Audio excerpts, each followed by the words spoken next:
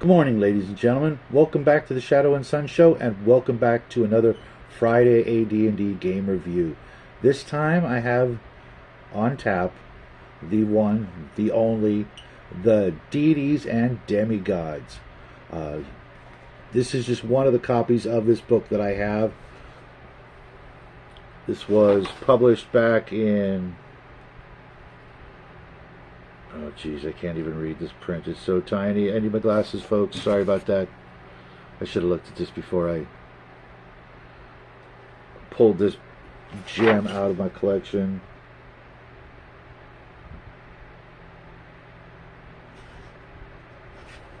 That's right, 1980. This came out at the very beginning of the greatest of all the decades of all time, the 80s. Now, this is just one copy that I have. My original copy, I got this from a place called Gemco, and I didn't even... Yeah, I know, look at it. Look at that. Is that just beat up as all get out? And yes, that is packing tape. I got this original copy when I was about 14. I was at Gemco doing the regular weekly grocery shopping with my mom, and she actually bought it for me. I was like just dying to get it, and it had just come out, and she said, sure, put it in the cart, it's all yours. And I went home and read the heck out of it.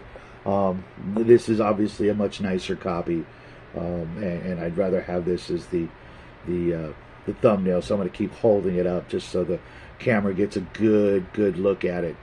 Now, one of the great things about this book was it had some information in it that it, well, you guys know the story, the H.P. Lovecraft content, the Elric of Melbourne content, but some of my favorite content was actually the New Home content, that being the world of Grey Mouse, Fafhrd and the Grey Mouse. You always got to say Fafhrd first. I don't know why.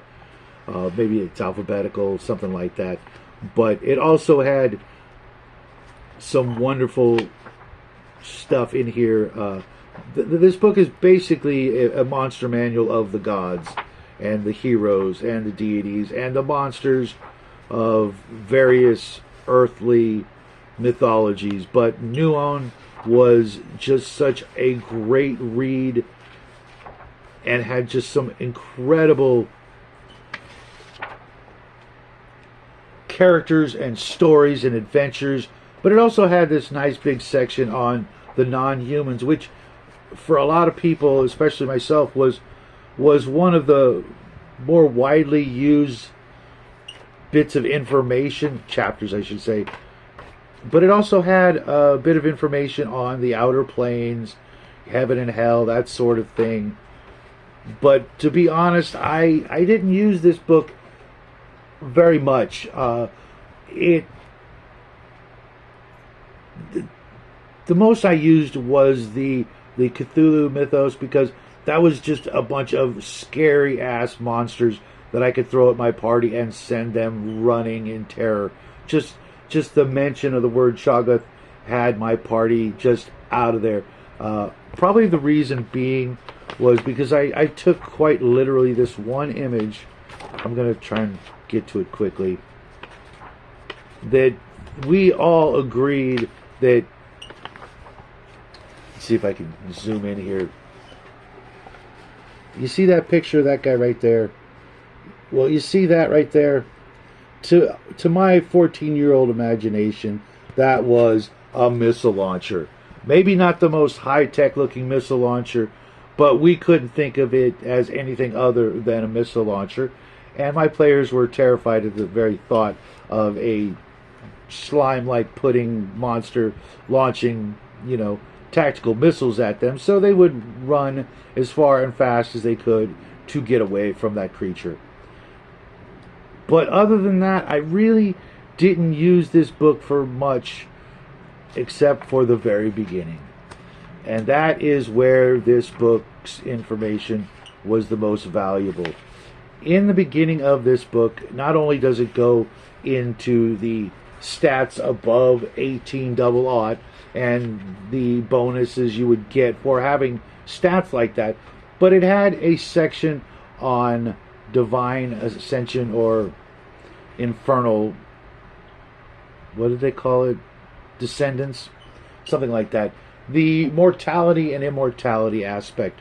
Getting your characters to become demigods or even greater gods. That possibility for my group was something they wanted. They wanted to go through all the quests, to find magical ways to raise their stats, to become, fledgling deities on their own merit, as it were, with, obviously a little help from their patron deities. And later on, TSR would put out the immortal rules, which were a lot of fun for us, and I'll probably do a review on that later on down the road. But excuse me, the mere idea that their characters could divine ascend was just the ultimate goal, the ultimate reward for all of their many adventures and gaming sessions, and a few of them actually made it. I want to say two of them actually were able to define ascend, and that's a story for another time. But if you're one of those players that really wants to, or GMs that wants to delve into that sort of a story, more and more novels are writing about things like that, and actually, telling the tale of the journey from mortal to immortal. This is the original source for that sort of information. Otherwise, I stick to making my own deities and leaving them in my wheelhouse under my control. I don't use Thor, I never have. I'm not playing on Earth, so I'm not using Earth, and the few games that I do usually don't have the gods and deities and whatnot actually part of the story. They're usually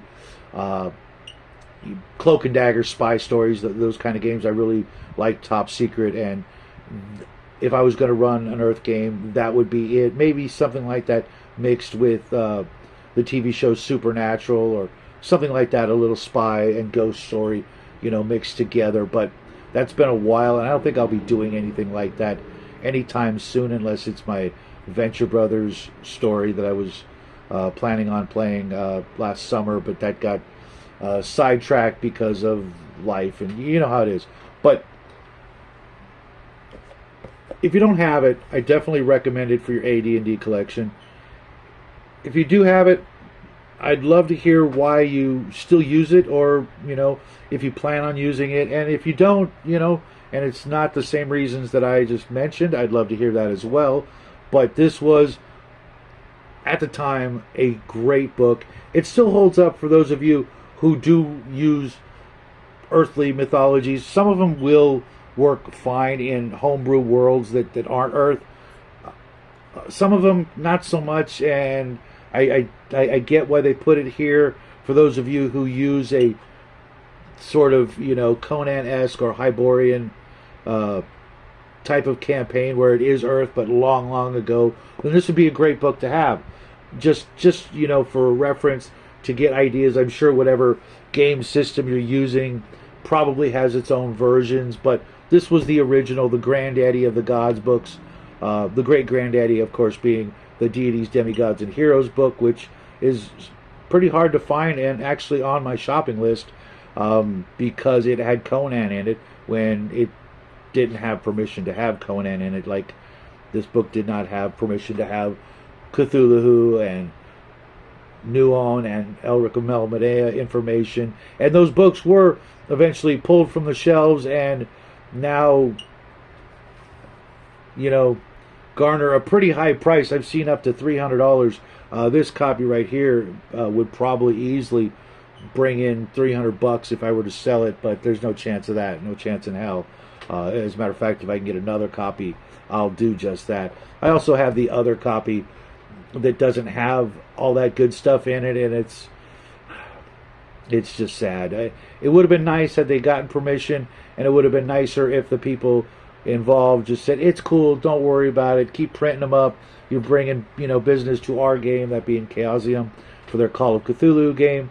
And it would have been nice if everybody could have played ball together and did what Robert E. Howard and H.P. Lovecraft did and said, yeah, sure, we you know, our stories could intermingle and mix, and, you know, but apparently that's no longer a thing because big companies just, you know, want everything for themselves and think they're going to somehow, you know, keep people from reading other books other than their own, which, you know, is pretty ridiculous, a notion. And working together is only going to, you know, bring everybody together, but that's a topic for way down the road. I've got many more videos to pump out over the coming weeks, and that being said, I hope you guys enjoy this video, of course, but and of course like, subscribe, and share the hell out of this video and all my videos, because I never say that, but you know, what the hell, right? But a fun book. I love this cover. It's actually one of my favorite covers, and it's such a shame that I don't use this book that much. Oh, you know what? Let's show off the back cover, because I'm pretty sure that's some sort of Call of Cthulhu thing going on right there. I mean, look at it, the tentacle face, etc. The elder gods. Why not? You know, just a great cover. Possibly the best cover of them all. That's a matter of opinion, but that's my opinion. This was my video. Hope you guys enjoyed it. Hope to see you real soon. Have a great weekend. And as always, play the games you love with the people you love. And I'll see you guys real soon.